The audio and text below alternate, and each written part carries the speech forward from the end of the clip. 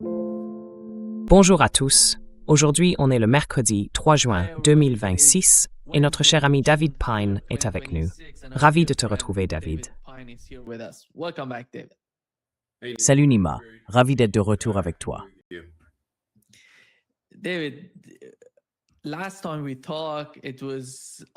La dernière fois qu'on s'est parlé, tout tournait autour des négociations, des discussions entre les deux camps. Et aujourd'hui, on parle d'autre chose. Il y a à peine quelques heures hier soir, on a vu une nouvelle confrontation entre les États-Unis et l'Iran. Les Américains ont frappé un pétrolier dans le golfe Persique et la riposte iranienne a visé le Koweït et Bahreïn. Ils ont touché des cibles sur des bases américaines dans ces deux pays, ainsi que l'aéroport du Koweït. Et puis, il y a aussi la situation avec Israël, qui devient de plus en plus compliquée entre Israël et le Liban. Comment voyez-vous tout ça? Où est-ce qu'on va, selon vous, dans cette affaire entre l'Iran et les États-Unis, le golfe Persique et Israël? Comment vous l'analysez?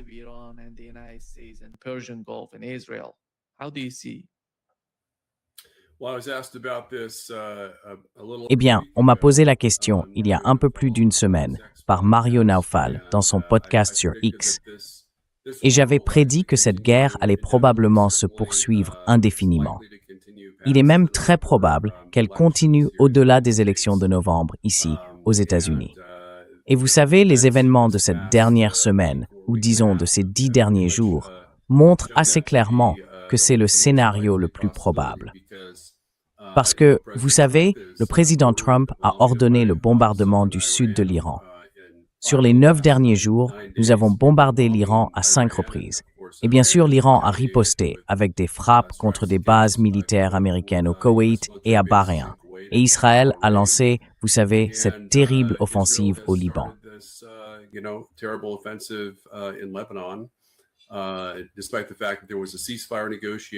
Même s'il y avait un cessez-le-feu négocié, ils ont repris l'offensive. Il y a eu des bombardements intermittents sur Beyrouth. Trump a reçu un message de l'Iran annonçant que toutes les discussions de paix étaient suspendues, et il a réagi en appelant Netanyahou. La conversation a été très grossière. Il a exprimé sa colère contre Netanyahou, l'accusant d'avoir fait échouer les négociations de cessez-le-feu en contradiction avec la politique étrangère de Trump. Il lui reprochait aussi d'avoir violé les cessez-le-feu, à la fois à Gaza et au Liban, où les forces israéliennes ont reçu l'ordre d'intensifier leur offensive pour reprendre plus de 70% du territoire de Gaza, alors que l'accord de cessez-le-feu ne leur permettait d'en occuper que 55%. Donc à ce stade, les pourparlers de paix, je pense qu'ils sont morts. Le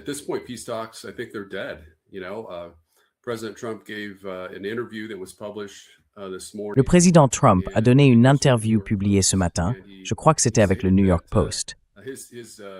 Il a déclaré que ses relations avec le nouveau guide suprême iranien, Mojtaba Khomeini, étaient très bonnes et qu'il avait hâte de le rencontrer prochainement. Pour moi, c'est un signe de désespoir de la part du président Trump qui essaie en quelque sorte de supplier l'Iran de relancer les pourparlers de paix. Trump affirme bien sûr que d'énormes progrès sont réalisés dans ces discussions, alors qu'en réalité, elles n'existent tout simplement pas du côté iranien. Donc il y a toujours beaucoup de spéculations, beaucoup de mensonges et de déclarations trompeuses venant de la Maison-Blanche. Mais, en résumé, selon moi, les négociations de paix sont aujourd'hui complètement au point mort.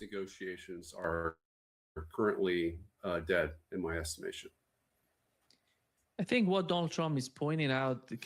pense que ce que Donald Trump veut souligner à propos de la guerre avec l'Iran, c'est que quand il parle des attaques des médias traditionnels américains contre lui, on sait qu'il y a cette sorte de lutte interne entre démocrates et républicains.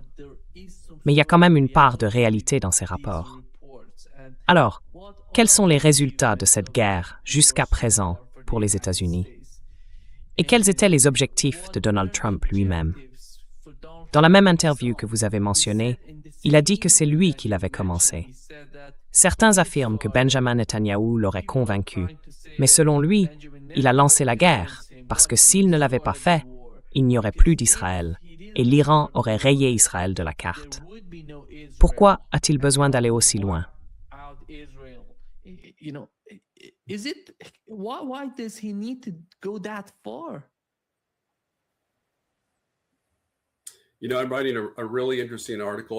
Tu sais, je suis en train d'écrire un article vraiment intéressant et je pense que tes téléspectateurs vont le trouver passionnant. En gros, il parle exactement de ce sujet. Le président Trump a déclaré le 14 février que le programme nucléaire iranien était complètement et totalement anéanti. 2 semaines plus tard, il a envahi l'Iran. Et le 4 mars, soit 18 jours après avoir affirmé que le programme nucléaire iranien était détruit, il a expliqué que la raison de cette invasion, c'était que l'Iran était à seulement 2 semaines de fabriquer des armes nucléaires. Ce jour-là, et à de très nombreuses reprises depuis, y compris dans son interview, il a affirmé avoir sauvé Israël d'une apocalypse nucléaire et que sans son attaque contre l'Iran, Israël n'existerait plus aujourd'hui. C'est tout simplement faux.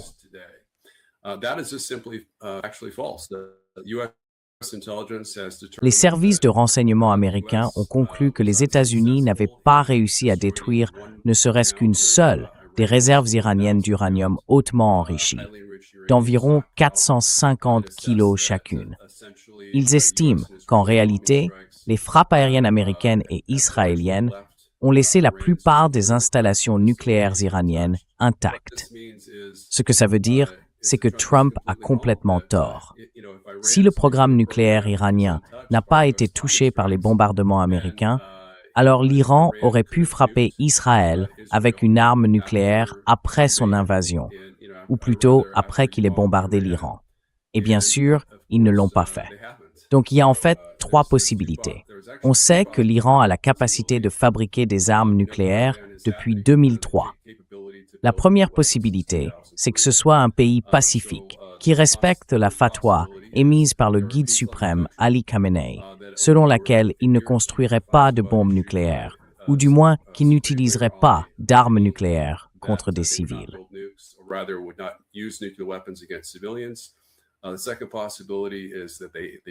La deuxième possibilité, c'est qu'il dispose bien d'un petit arsenal nucléaire, mais qu'il se comporte comme une puissance nucléaire responsable.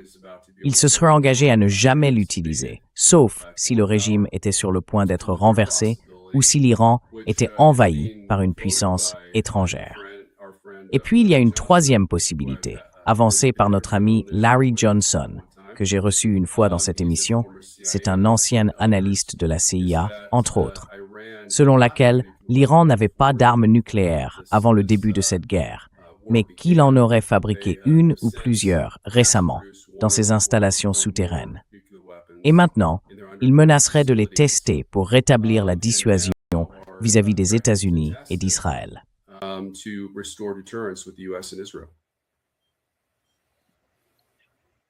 Benjamin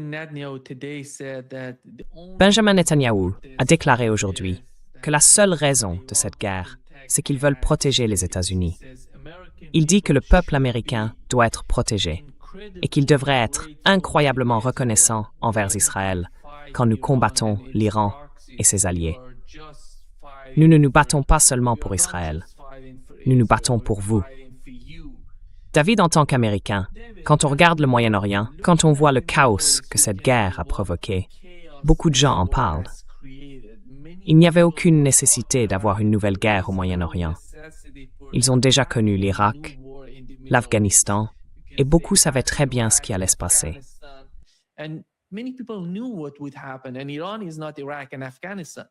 Et l'Iran, ce n'est pas l'Irak ni l'Afghanistan. Ils connaissaient bien les capacités des Iraniens. Les Iraniens parlaient, d'ailleurs moi, dans ce podcast, je discutais avec des Iraniens, et ils disaient qu'ils allaient faire exactement ce qu'ils ont déjà fait jusqu'ici. Ils allaient fermer le détroit d'Ormuz, frapper des bases américaines et des pays du Golfe. Mais personne ne semblait vraiment se soucier de ce qu'ils disaient. Puis l'attaque est arrivée, et Netanyahou affirme que ce combat n'est pas seulement pour Israël, mais aussi pour les Américains. Alors, quelle menace l'Iran représenterait-il pour les États-Unis? Et pourquoi aurait-il besoin d'attaquer les États-Unis? Why do they need to attack the United States? Eh bien, vous savez, il faut que vos téléspectateurs comprennent qu'une menace se mesure à la fois par l'intention et par les capacités. L'Iran a depuis de nombreuses années la capacité de frapper les États-Unis de manière catastrophique, que ce soit avec des armes nucléaires, des satellites à impulsion électromagnétique, une cyberattaque massive ou des attentats terroristes. À mon avis, la menace la plus faible pour les États-Unis, c'est celle de cellules dormantes sur le territoire américain qui pourraient être activées. Ils ont aussi la capacité de couler des navires de guerre américains avec des missiles supersoniques ou hypersoniques. Et pourtant, ils n'ont rien fait de tout cela, même après que nous ayons tué leur première famille, que nous ayons assassiné leur première famille.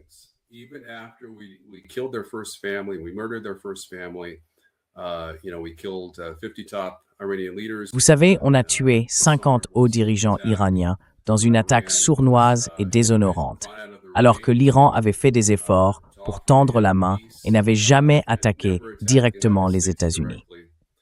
Et ce que ça montre, c'est que l'Iran est une puissance réactive.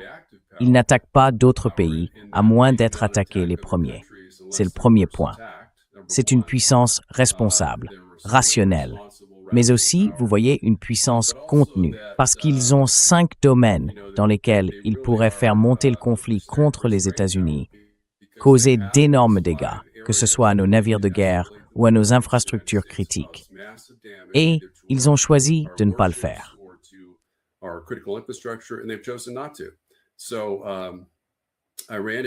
Donc, l'Iran agit dans l'intérêt de rétablir la paix. Vous savez, ils ont certaines exigences pour la paix que les États-Unis n'aiment pas et qui montrent clairement qu'ils se considèrent comme les vainqueurs de cette guerre. C'est pour ça que le président Trump a refusé de signer un accord de paix fondé sur leurs conditions. Mais la vérité, c'est qu'ils sont bel et bien les vainqueurs de cette guerre. Parce que, dans une guerre, le pays qui garde le contrôle du territoire contesté ou de la zone maritime en question, dans ce cas, le golfe Persique et le détroit d'Ormuz, est généralement considéré comme le vainqueur.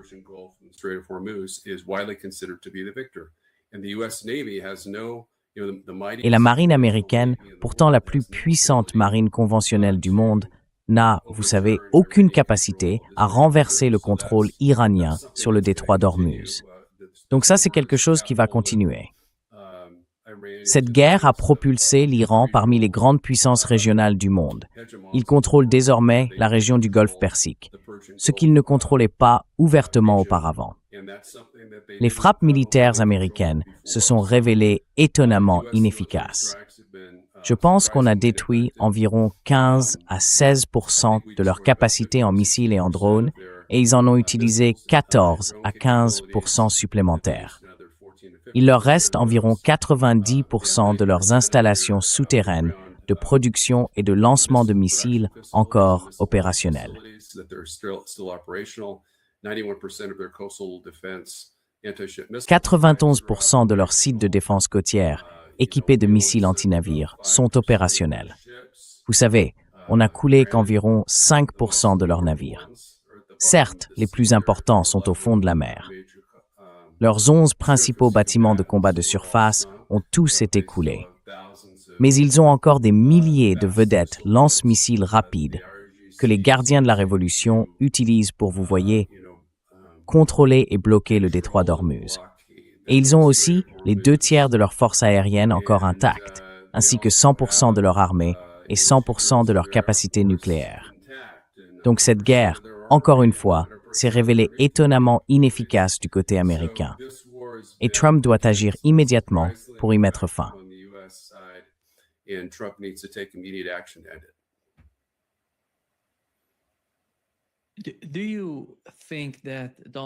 Pensez-vous que Donald Trump serait capable de... Vous avez mentionné l'appel téléphonique entre Donald Trump et Benjamin Netanyahou. On sait que Donald Trump veut s'en sortir. Mais le problème, c'est qu'il n'a aucune porte de sortie qui lui permette de sauver la face. Et il ne semble pas que Benjamin Netanyahou soit prêt à l'aider. Ni Netanyahou, ni l'Iran d'ailleurs. l'Iran ne se comporte pas d'une manière qui lui permette de sauver la face et de se retirer de la région. Alors, quelle est la voie de sortie pour les États-Unis, pour Donald Trump et son administration à ce moment précis?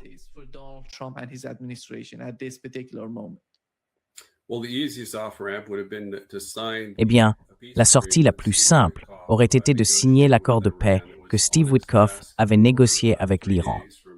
Il est resté sur son bureau pendant 3 jours, du mardi de la semaine dernière jusqu'au vendredi, avant qu'il ne le rejette.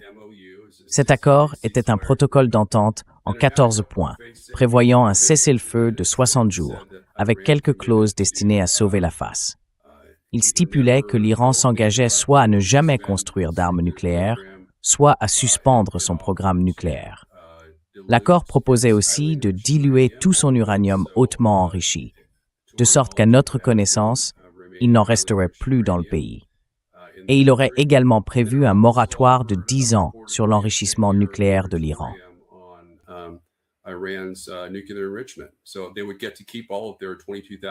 Ils auraient donc pu garder leurs 22 000 livres d'uranium faiblement enrichi, qu'ils auraient pu utiliser pour alimenter leurs réacteurs nucléaires pendant les 10 années où ils n'enrichissaient pas. Mais il aurait pu présenter ça de manière crédible, comme une victoire. Et au lieu d'accepter cet accord et de le vendre comme une victoire, ce qu'il aurait pu faire, puisque ces partisans du mouvement MAGA croient tout ce qu'il dit, vrai ou pas, il a choisi de faire une contre-offre à l'Iran, qui reprenait en gros ses 3 exigences les plus extrêmes. L'Iran a maintenant répondu en rejetant cette offre. Trump avait donc une sortie facile qu'il aurait pu saisir. Il a choisi de ne pas le faire. Les pourparlers de paix sont maintenant morts et il s'agite un peu dans tous les sens pour essayer de les relancer.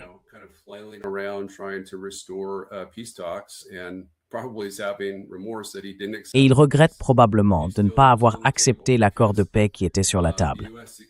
Parce que l'économie américaine va entrer en récession, je dirais d'ici septembre, si ce blocus n'est pas levé. Le blocus de la marine américaine et bien sûr celui de l'Iran sur le détroit aussi. Donc, il doit rouvrir le détroit. Et franchement, la meilleure façon de le faire, à ce stade, est très simple.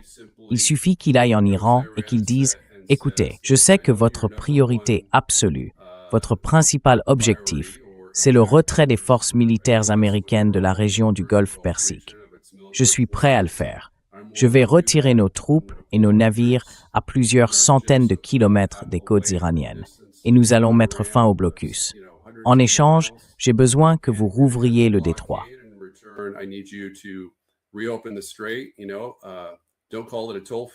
Tu sais, il ne faut pas appeler ça un péage, mais on pourrait facturer une sorte de redevance environnementale pour les navires, histoire de sauver la face de ton côté. Et ce serait fini. La guerre prendrait fin. Il n'y aurait plus de discussion à ce sujet. On pourrait encore négocier sur d'autres points, comme le programme nucléaire. Je pense qu'il serait avisé de faire ce que j'appelle un accord allégé, un accord de paix minimaliste, avec des conditions très simples. Il pourrait y inclure ce que l'Iran a déjà accepté en matière de concessions nucléaires. Et de leur côté, ils pourraient exiger la libération d'avoir gelé 12 milliards de dollars ou quelque chose comme ça. Et ce serait terminé. Donc je pense qu'il existe encore une porte de sortie honorable pour Trump. Mais je crois qu'il lui manque le courage de la prendre.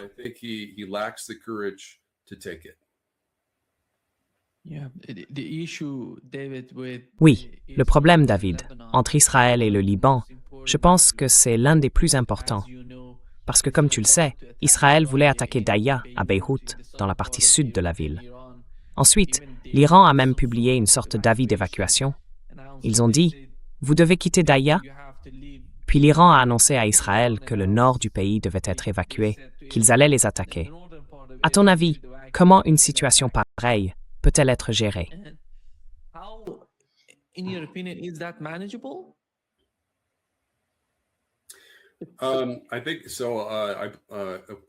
Je le pense, oui. D'après ce que je sais, des responsables israéliens et libanais se rencontrent aujourd'hui à Washington pour 2 jours de discussion afin d'essayer, vous savez, de conclure un nouveau cessez-le-feu. Bien sûr, le Hezbollah ne participe pas à cette réunion.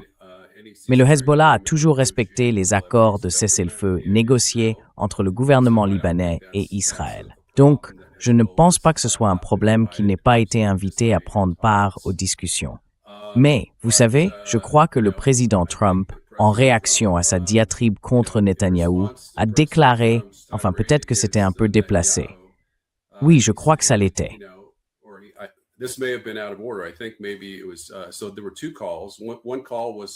Alors, il y a eu 2 appels. Le premier, plutôt cordial, je crois que c'était tôt lundi. Puis Netanyahou a dit, en gros, « On va continuer, on exécute le plan comme prévu, on va poursuivre notre offensive au Liban. » Et là, Trump lui a répondu quelque chose comme « Mais t'es complètement fou. Qu'est-ce que tu fais? Tout le monde te déteste. Tout le monde déteste Israël à cause de ce que tu fais. Il faut que tu arrêtes ça. » Et on n'a pas vraiment vu de réponse claire de Netanyahou. On ne sait pas trop ce qu'il a répondu, mais en gros, on a l'impression qu'il compte bien poursuivre l'offensive.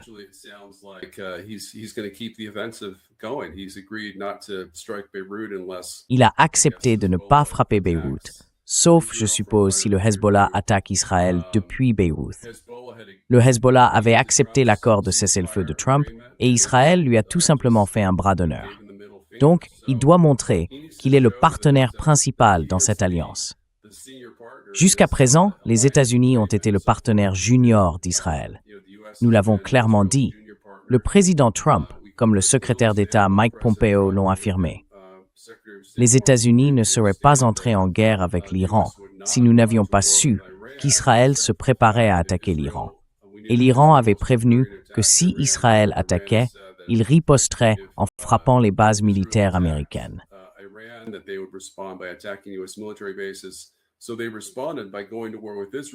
Alors, ils ont répondu en entrant en guerre avec Israël, en faisant exactement ce qu'ils savaient être inévitable. Ils ont pris des mesures contre l'Iran, des actions militaires dont ils savaient qu'elles provoqueraient forcément des frappes iraniennes contre les bases américaines dans la région. 13 à 16 de ces bases ont été détruites, et au total, une vingtaine ont été endommagées ou détruites. Et tout ça n'aurait pas eu lieu s'il avait simplement dit à l'Iran « Si Israël vous attaque, nous resterons neutres. Vous ne touchez pas à nos bases et nous ne vous attaquerons pas. » Je peux vous garantir qu'en disant cela, l'Iran n'aurait lancé aucune attaque contre les bases militaires américaines.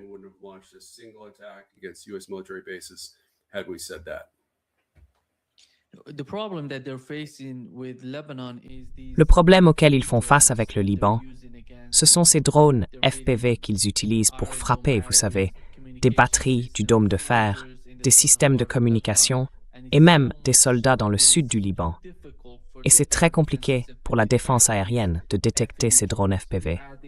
Comme l'a dit l'ambassadeur israélien à l'ONU, pour l'instant, ils n'ont aucune solution contre ces drones. Et ce n'est pas seulement les drones. Le Hezbollah a aussi réussi à utiliser des roquettes pour frapper des cibles en Israël, dans le nord du pays. Cela montre à quel point le système de défense aérienne israélien a été affaibli pendant la guerre entre l'Iran et Israël. Voilà la réalité d'Israël aujourd'hui. Et les habitants ne reviennent pas dans le nord du pays. Ils ne rentrent pas chez eux dans cette région.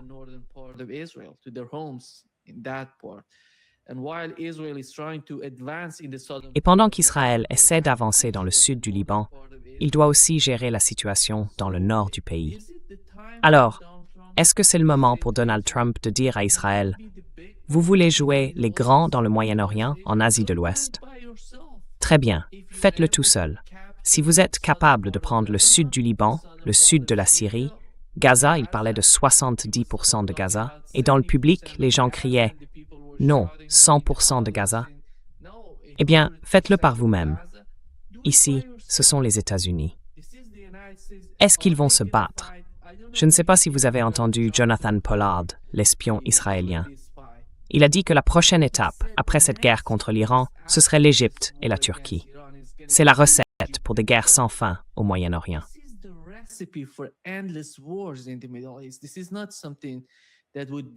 Ce n'est pas quelque chose qui profiterait à qui que ce soit, ni dans cette région, ni ailleurs, ni aux États-Unis, ni à l'Iran. Aucun de ces pays n'en tirerait le moindre avantage, même pas Israël. Personne n'y gagnerait. Mais certains veulent ces guerres continues, ces guerres sans fin dans cette région. Et à quoi bon? On sait bien ce qui se passe aux États-Unis. La majorité des gens sont contre cette guerre qui se déroule en Asie de l'Ouest. On dit que 70% des Américains s'y opposent parce que cette guerre a un impact sur leur économie. Alors, comment voyez-vous la position de l'administration Trump? Est-ce qu'il est temps, selon vous, que l'administration Trump engage enfin un vrai dialogue, avec un haut niveau de sérieux, avec le gouvernement de Benjamin Netanyahou, ou même avec Netanyahou lui-même?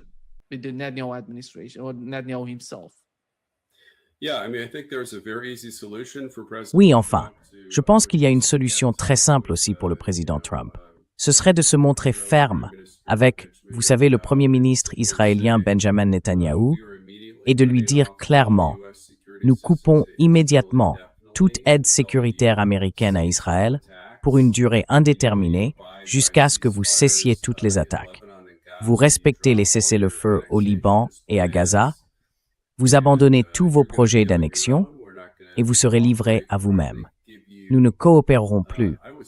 Nous ne vous fournirons même pas, je dirais, de renseignements défensifs sur d'éventuelles attaques. Vous serez totalement seul. Et si vous voulez que cette aide sécuritaire soit rétablie, il faudra suivre la politique étrangère des États-Unis et non pas essayer de nous forcer à suivre la vôtre. En clair, dire que les États-Unis ne seront plus la légion étrangère d'Israël au Moyen-Orient.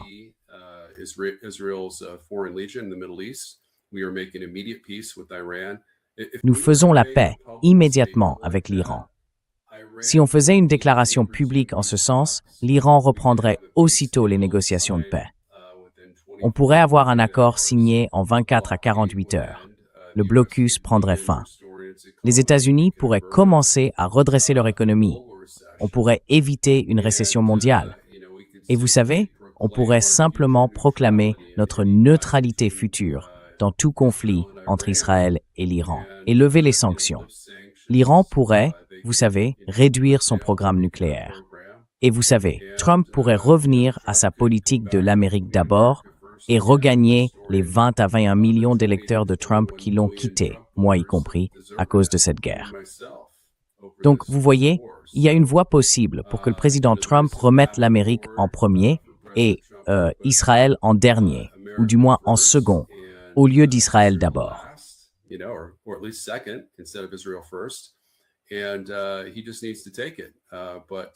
il doit simplement l'assumer. Mais il s'est entouré de néoconservateurs bellicistes ou de partisans d'Israël avant tout, et de l'Amérique en dernier, comme Marco Rubio, Pete Hegseth et Tom Cotton, qui sont en réalité très opposés aux intérêts de la sécurité nationale des États-Unis. Ce qu'ils font, c'est rendre le pays moins sûr, en poursuivant cette guerre et en entraînant les Américains vers une récession économique, avec des prix de l'essence, du carburant et de la nourriture beaucoup plus élevés. Et tout ça, littéralement, sans aucune raison. Il n'y avait aucune menace imminente contre les États-Unis venant de l'Iran. D'après les services de renseignement américains, l'Iran n'avait absolument aucun projet d'attaquer les États-Unis, encore moins de manière imminente. Ils avaient seulement des plans de secours au cas où les États-Unis décideraient de les bombarder en premier.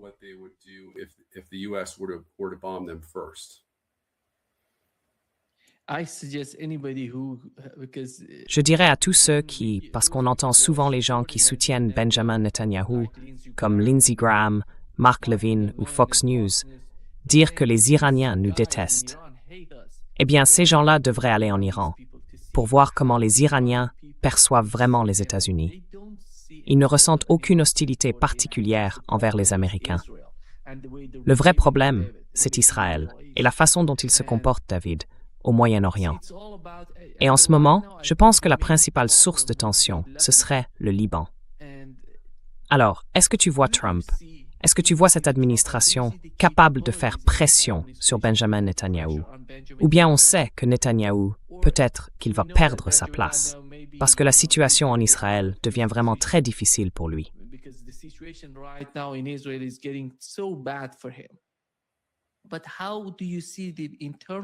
Mais comment voyez-vous la politique intérieure en Israël? Est-ce que cela va changer le comportement d'Israël? Ou bien les États-Unis devraient-ils continuer à exercer ce genre de pression, à essayer d'avoir plus d'influence sur les décideurs israéliens? Parce que vous le savez, en Israël, les personnes qui ont la double nationalité, israélienne et américaine, ne peuvent pas faire partie du gouvernement, alors qu'aux États-Unis, elles en font partie. Ce sont des décideurs aux États-Unis. C'est pour ça qu'ils placent Israël en premier et les États-Unis en second. Est-ce que cela va aider à résoudre le problème aux États-Unis? Ou bien, au contraire, est-ce que cela risque, après coup, d'augmenter la pression sur les Israéliens?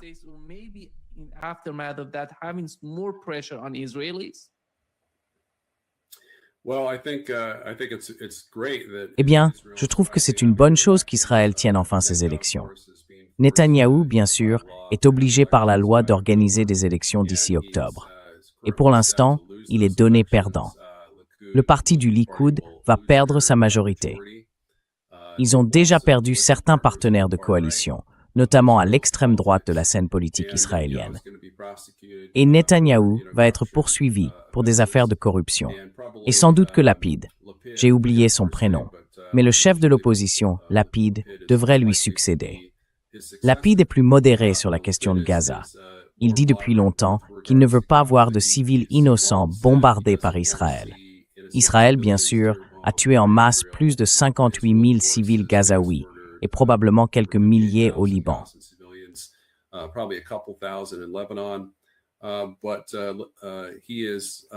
Mais il est presque aussi va-t-en-guerre que Netanyahou quand il s'agit de la guerre avec l'Iran.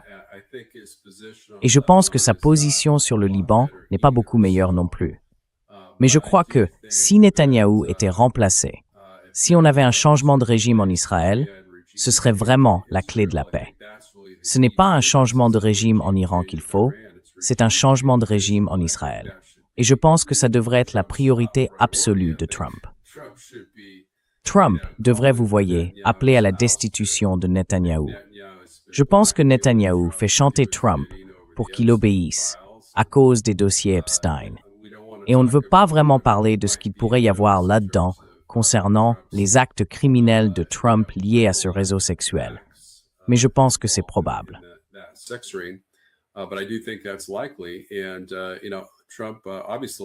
Et vous savez, Trump, évidemment, il n'a pas la meilleure relation avec Netanyahou. Sinon, il n'aurait pas reconnu avoir eu cette conversation incroyablement vulgaire, où il l'a attaqué verbalement, parce que Netanyahou refusait de suivre les ordres de Trump concernant les cessez-le-feu au Liban et à Gaza, et qu'il sabotait ses pourparlers de paix. Trump, lui, ne cesse de supplier pour la paix avec l'Iran. Il a hâte d'y arriver. Il veut juste que l'Iran accepte quelques-unes de ses conditions de paix maximalistes pour ne pas être accusé d'avoir perdu la guerre, ce qui, bien sûr, est déjà le cas. Donc je pense que ce sera très utile de se débarrasser de Netanyahou lors des élections d'octobre. On verra bien comment tout ça évolue.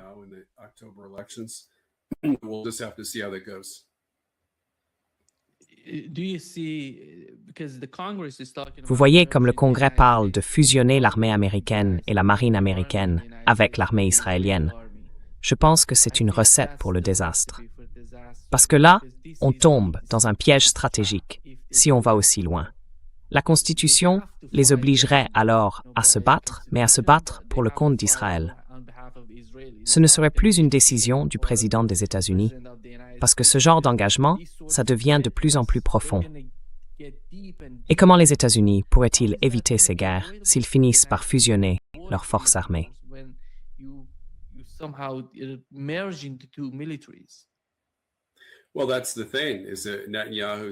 Eh bien, voilà le point. Netanyahou affirme depuis 1 an qu'il est d'accord pour que les États-Unis mettent fin à ce qu'on pourrait appeler une aide sociale à Israël, notamment les 3,8 milliards de dollars que nous leur versons chaque année pour les livraisons d'armes et les accords de développement conjoints dans l'armement. J'ai moi-même participé activement à ces programmes quand je travaillais à l'état-major de l'armée américaine, comme responsable des programmes internationaux, entre 2000 et 2003. Nous sommes même allés en Israël pour signer un protocole d'accord sur un projet de développement conjoint du missile antibalistique Arrow 2. Et en principe, l'idée c'était de partager les coûts à parts égales. 50% financés par les États-Unis, 50% par Israël.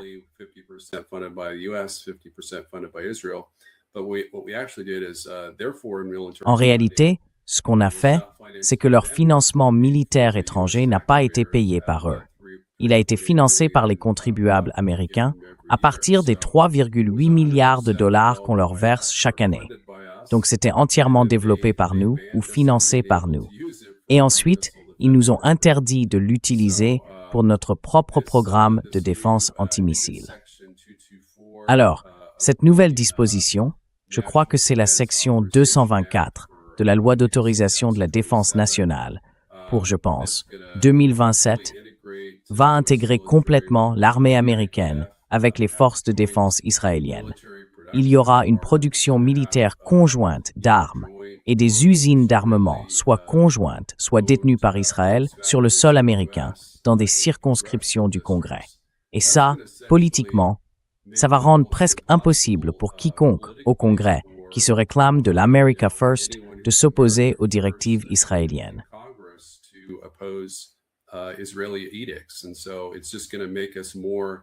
Et donc, ça va simplement faire de nous, vous savez, encore plus, une sorte de légion étrangère au service d'Israël qu'on ne l'a jamais été. Et chaque Américain patriote doit exiger que cette disposition soit retirée de la loi sur la défense nationale. Bien sûr, Thomas Massie et plusieurs démocrates prennent l'initiative pour essayer de le faire. Malheureusement, le président Trump travaille activement à soutenir tous les candidats pro-Israël ici aux États-Unis pour le Congrès et à les remplacer par des candidats pro-Israël et anti-Amérique au niveau des États.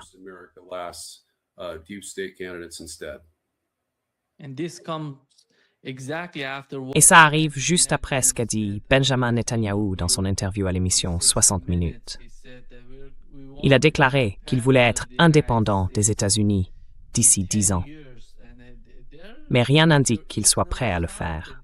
Et je ne sais pas, est-ce que ce sont les Israéliens qui poussent les États-Unis dans cette direction, ou bien les personnes qui soutiennent Israël aux États-Unis qui agissent ainsi?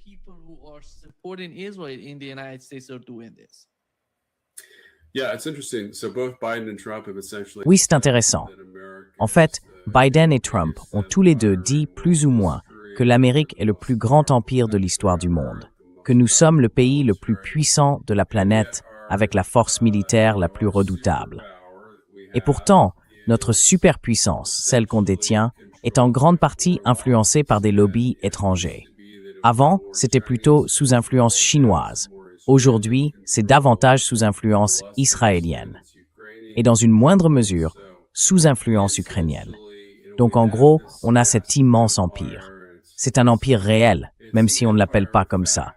L'OTAN fait partie de cet empire. Et puis dans une certaine mesure, les pays du Moyen-Orient, le Conseil de coopération du Golfe, sont aussi liés à notre empire.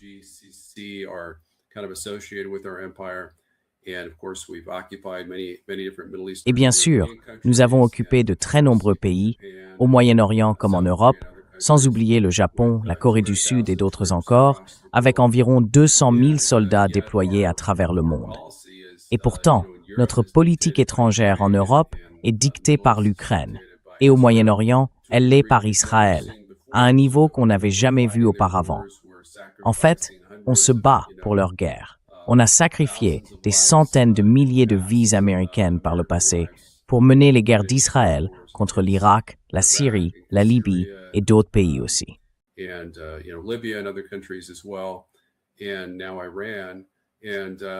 maintenant, l'Iran, vous savez, c'est contraire aux intérêts de sécurité nationale des États-Unis.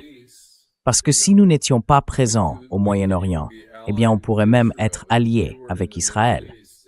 Mais si nous n'étions pas au Moyen-Orient et qu'on avait une posture militaire semblable à celle d'avant 1990, sans présence militaire dans la région.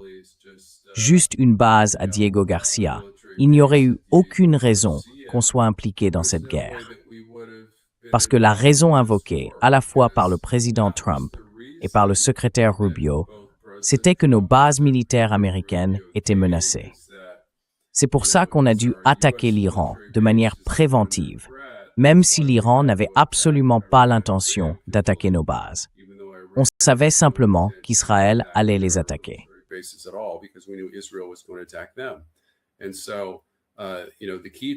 Donc, la clé pour éviter des guerres sans fin, c'est de supprimer cette disposition de la section 224 dans la loi sur la défense, de retirer toutes les forces militaires américaines du Moyen-Orient et de mettre fin à notre partenariat stratégique ou à notre alliance avec Israël. On pourrait même rester alliés avec Israël, mais seulement à condition de couper toute aide sécuritaire. S'ils veulent nous acheter des armes, d'accord, mais ce sera sous condition. On ne leur donnera plus d'aide militaire, plus de bombes, plus de munitions, ni de projets communs de recherche ou de développement militaire. Tout ça doit s'arrêter. Il faut les traiter comme n'importe quel autre pays. On leur vend des armes quand ils se comportent bien et on interdit toute vente d'armes quand ils se comportent mal.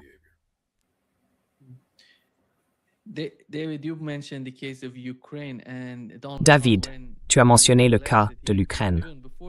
Et Donald Trump, quand il a été élu, même avant l'élection en fait, avait déclaré qu'il mettrait fin à la guerre en Ukraine en 24 heures.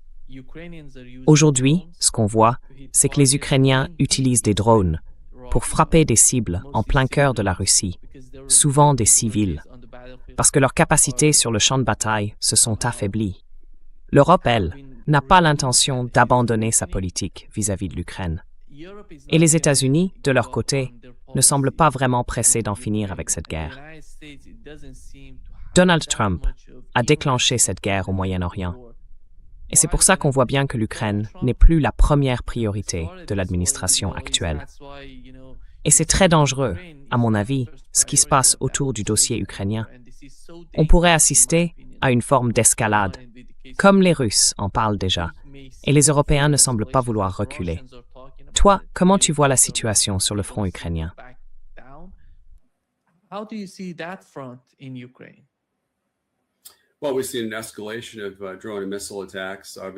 Eh bien, on a vu une escalade des attaques de drones et de missiles. Évidemment, après le défilé de la victoire du 9 mai à Moscou, on a vu la Russie frapper Kiev avec une attaque massive de drones et de missiles. L'Ukraine a répondu par une attaque de drones tout aussi massive sur Moscou. Et depuis, les frappes russes de missiles et de drones sur Kiev n'ont fait qu'augmenter. Et ce n'est pas seulement Kiev. Ils s'en prennent aussi au réseau électrique, en visant les installations énergétiques ukrainiennes, pour créer les conditions d'une grande offensive ordonnée par la Russie. C'est quelque chose contre quoi je mets en garde depuis un certain temps. Je le dis depuis des années.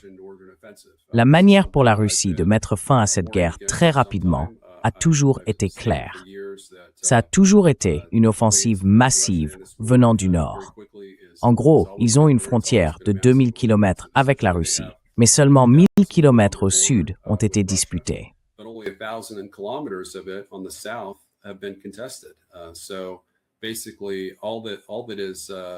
En gros, tout ce qu'il y a entre les forces russes et Kiev, Sumy et les autres oblasts autour de Kiev, comme Tchernihiv, ce sont des brigades de défense territoriale. En clair, ce sont surtout des réservistes, la garde nationale, des troupes au moral assez bas. Et la Russie, d'après mes estimations, a actuellement environ 4 fois plus de soldats en Ukraine que les forces ukrainiennes elles-mêmes. Elle dispose donc d'une supériorité militaire massive, pas seulement en effectifs, mais aussi en artillerie, en puissance aérienne, sur tous les plans. Et cette supériorité continue de croître, notamment avec les drones. Il leur suffirait donc de transférer entre 200 000 et 350 000 soldats pour lancer une offensive par le nord, idéalement en passant par la Biélorussie. Ce serait la manière la plus simple pour la Russie de forcer l'Ukraine à capituler très rapidement.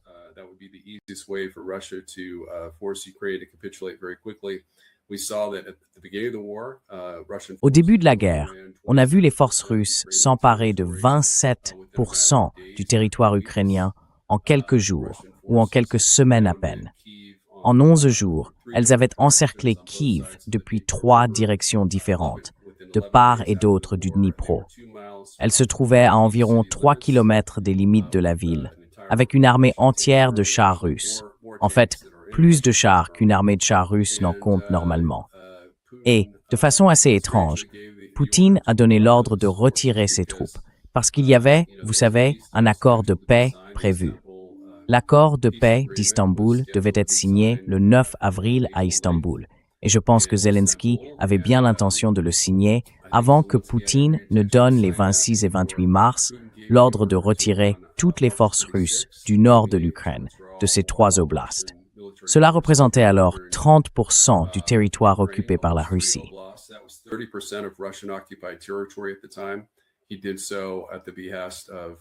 Il l'a fait à la demande du président français Emmanuel Macron et aussi du chancelier allemand Olaf Scholz. Ce geste de paix a été récompensé, si l'on peut dire, par Biden, qui a alors appelé à l'élimination pure et simple de la Russie comme grande puissance, en affirmant que nous continuerions cette guerre sans fin et malheureusement.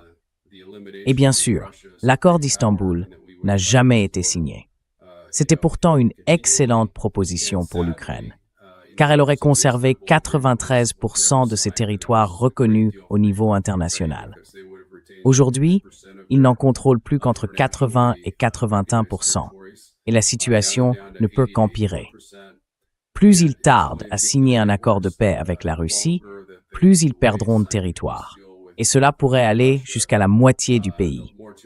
Parce que, si j'ai raison, et que l'Ukraine manque de troupes d'ici octobre ou novembre de cette année, les forces russes pourraient avancer presque sans opposition jusqu'au fleuve Dnipro.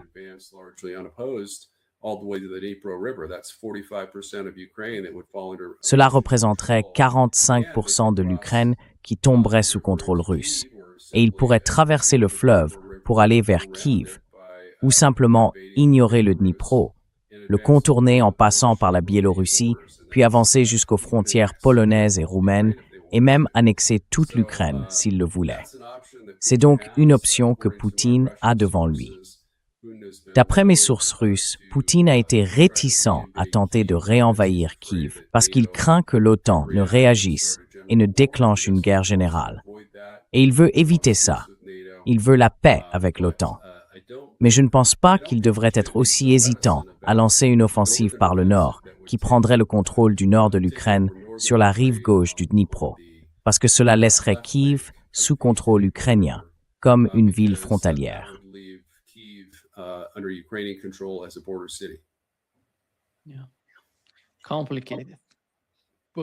Oui, c'est compliqué. Aussi bien en Asie de l'Ouest qu'en Ukraine. Vraiment compliqué. On va voir comment tout ça évolue. Merci. Merci beaucoup, David, d'avoir été avec nous aujourd'hui. C'est toujours un grand plaisir. Et avant de conclure, laissez-moi vous montrer. Vous pouvez suivre David sur sa page Substack. Je vous la mets à l'écran. Voilà, vous pouvez le suivre là-bas.